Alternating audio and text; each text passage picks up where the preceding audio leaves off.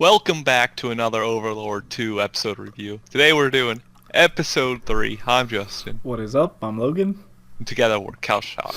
As always, we are anime viewers only, no source material. And we're going to discuss the episode and give our scores at the end. You ready to jump into this? I'm ready. I'm ready, boss. Do this. So we pick up from last episode with Zerasu versus Zimbaru. Zimbaru. Something like that. And a lot of this episode is actually just kind of like action. It is pretty much entirely fighting. So it kind of keeps down like what you can actually discuss from the episode. Like here it's just them obviously fighting because if Zerasu wins, like he gets to have them join his alliance, and that's why he came here in the first place. So obviously it ends with him winning because they wanted the maidens to be lost. So we get a little bit about the frost pain. Attacking it causes you to also take ice damage back. That would suck. Normally it's like a shield that does it in video games.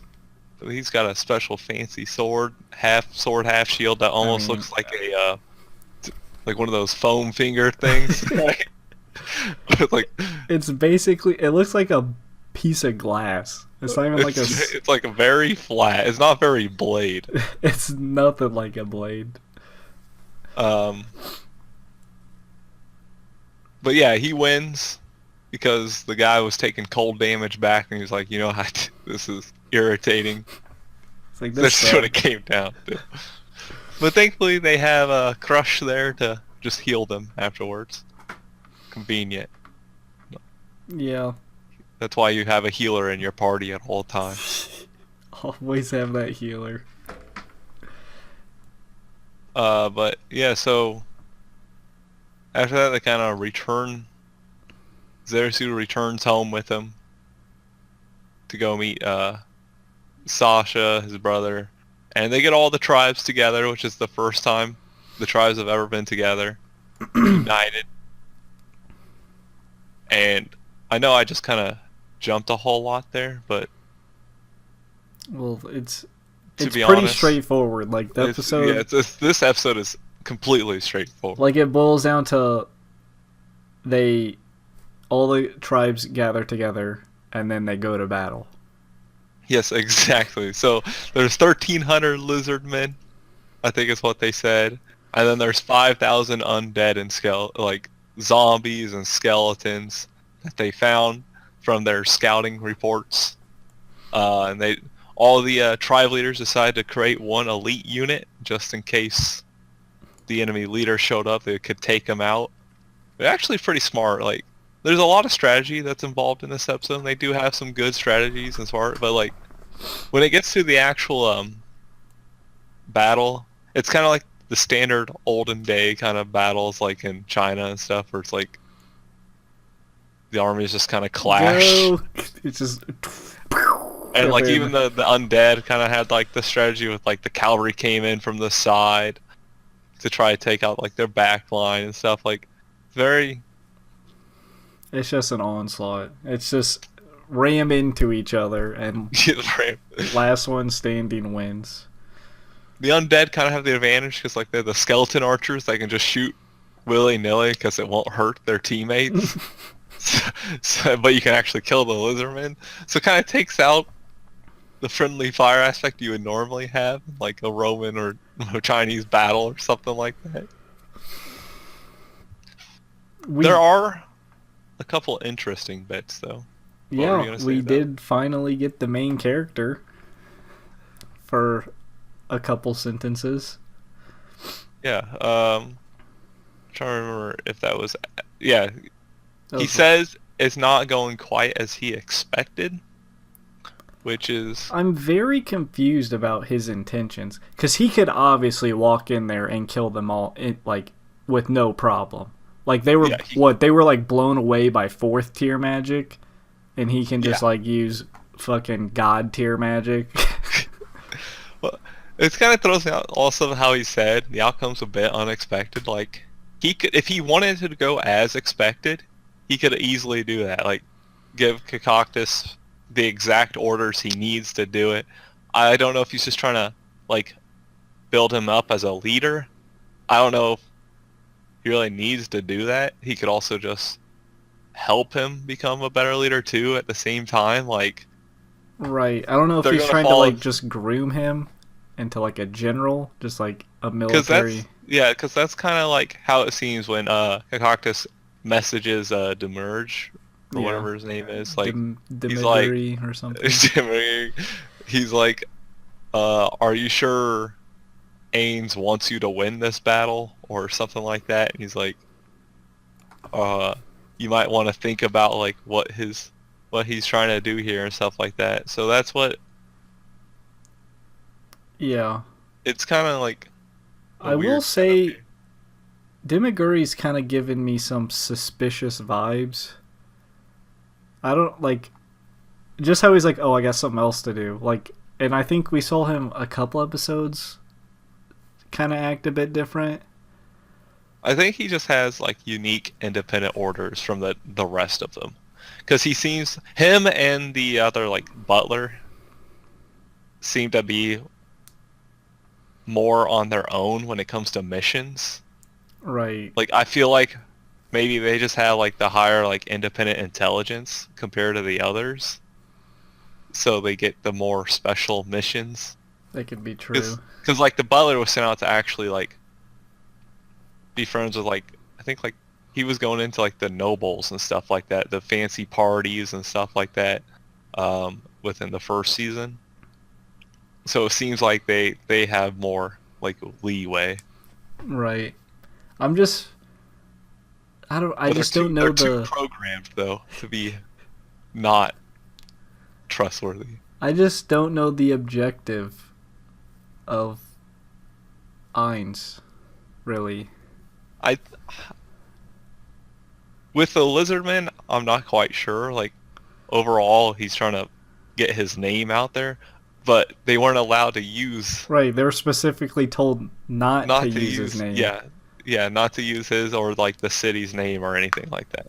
Which makes it a little weird. He clearly has something planned. Yes, but I just don't know what. And that's what's driving me crazy. It's like, what is the importance of these events? Like, what's the, like, why are the lizard people important? Yeah, I feel like it's gonna have to be like more explained in depth. Like, we obviously know from like when he was talking about his strategy, he needs to conquer one area so he doesn't get like fought on multiple sides and stuff like that. But the way he's doing it is not to like crush the lizardmen. Because if he wanted to crush them, he would have gave them a better, like as Demer said, he just gave them low tier servants. Right. And Concoctus was not allowed to enter the battle. Exactly. I'm sure he could take on like all these lizard men. All the lizard like they had trouble with the Elder Lich. So the Elder Lich just kind of came in and turned the whole battle around. He's like, fire spell, lightning bolt, fire spell. Just murdering these lizard men. But Zerasu was definitely able to take down the Elder Lich because right, they just bum rushed we've been building up these lizard men for a reason here, I feel like. So I'm hoping, like, because I like the lizard men characters. I like them as characters. Like, I don't know what their purpose is. I don't know this whole purpose is. Maybe they're going to end up helping fight for Ainz, or at least be subdued and have to fight for or Ainz. Right. That's kind of where I think it's going. I think the reason it feels weird is because if you go back to Nazarick, we had all those characters, like all the Guardians, but instead of like doing stuff with them, we kind of just go to lizard people. I think that's why it kind of feels off for me. Yeah, I see. Because that's what I was thinking, like, during this episode, like, there's so much else going on, like, other things. Like, why are we dedicated, like, a whole dedicated time to, like, this? Are we going to get dedicated time for each person and their groups? Right. or are we and like, is it just a world building tactic? Is it because like to me, here's if this is just a flaw of like the genre itself, am I like he's not in a real world. We don't know what the consequences are. He was able to revive somebody. Like none of these characters actually mean anything to me because this world doesn't matter.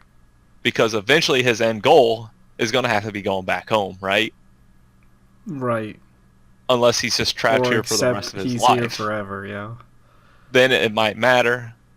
But until that point's determined, like to me, I don't care about these characters dying, living, whatever.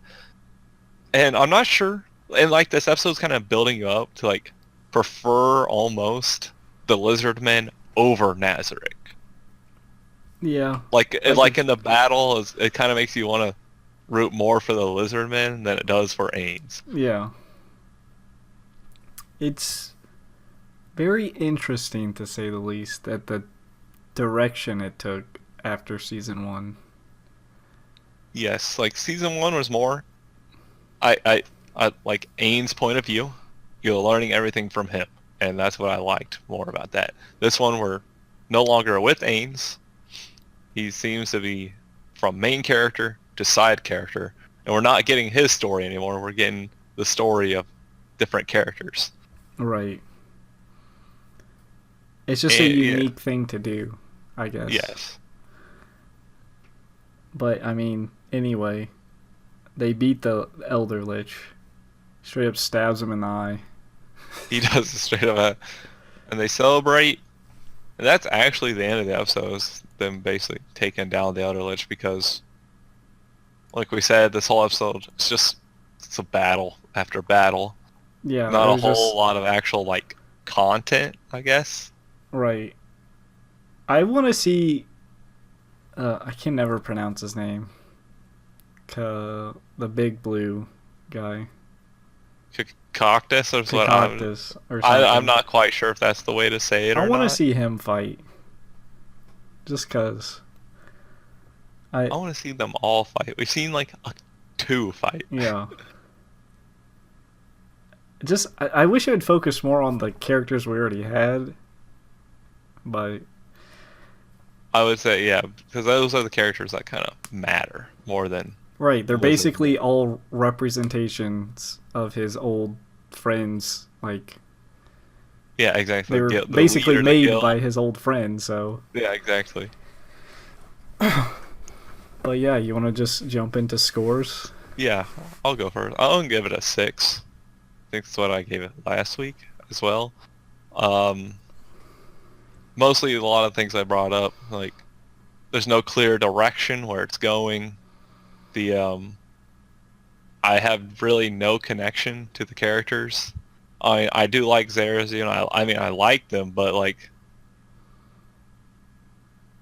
right now I have no what's the point of these characters really is what it comes down to. There wasn't like a whole lot of content in this episode. I enjoyed some of the fighting, the strategy and stuff, but overall it's just kind of a letdown compared to like the first season.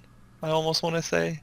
Yeah, it's I don't know. It's just maybe there will be some huge payoff at the end. I'll give it.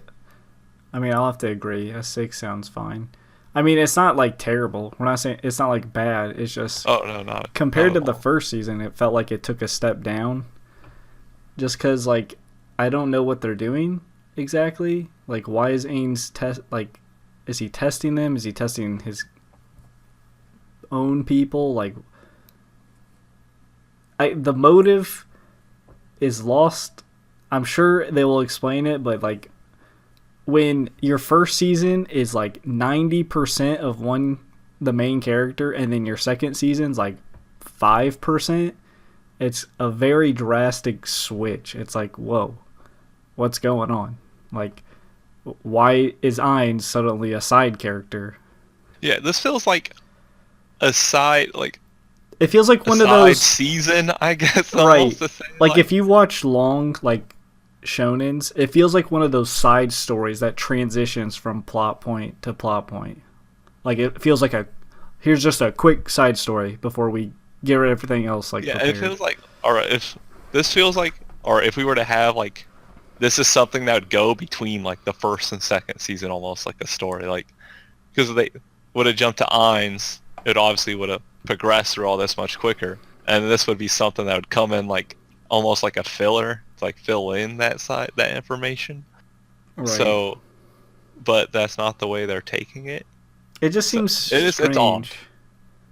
Because, like, it kind of makes the thing, like, depending on his reasoning, it's like, why did we have to watch the lizardmen get together and make peace? Why couldn't the lizardmen already be at peace and then we skip, like, an episode and a half?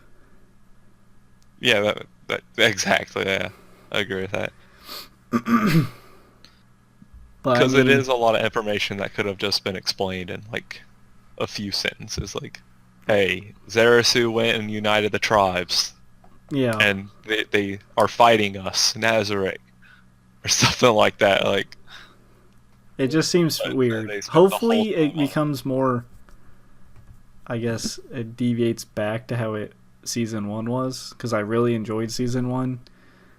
So I'm hoping for that, to be honest. Yeah. That does it for our scores. All right, take us out, Justin. Spiel us out. As always, be sure to like, subscribe, hit the notification bell to be notified every time we upload.